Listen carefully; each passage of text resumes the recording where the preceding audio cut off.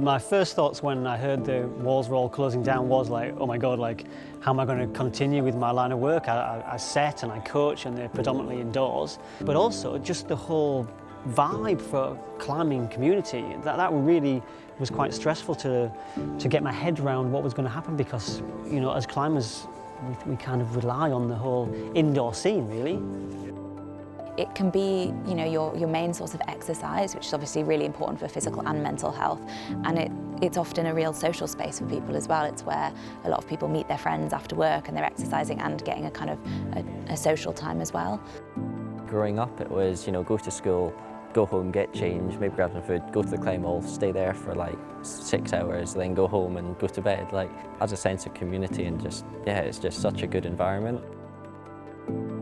We just really wanted to be there as a sort of industry support for everyone. So that was really my first thing I wanted to do, was just make people feel they weren't on their own. So I think a lot of the wall chains have support throughout the chain and big management teams and things, but you've got a number of walls that are independent, very geographically remote and sort of not knowing quite what to do. So it was our role to really help everyone understand what was going on.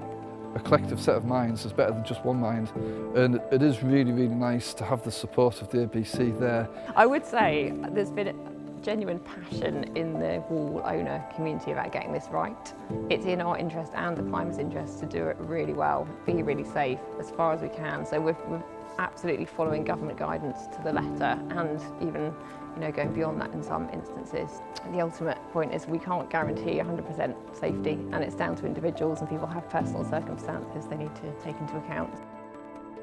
So when the customers come in, they'll be faced with a big banner asking them to sanitise. If people come without face coverings, we've got face masks, we've got buffs here that they can use, but it's only in set areas. Just in reception and in the toilet areas and the rest areas, then they're the tight spots that people can bunch up.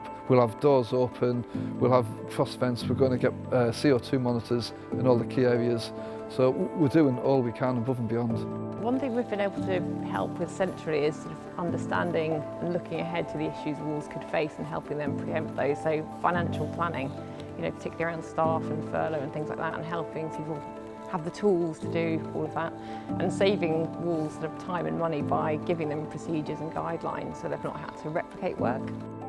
Walls will need support going forward. It's going to be tough times with, you know, restricted capacity and, you know, the challenges ahead. So please do keep supporting them with your custom when you can, and also by buying Climbing the Walls top or t-shirt, and all the money goes towards supporting walls into reopening. So just bring our community together, really, I think, is the key.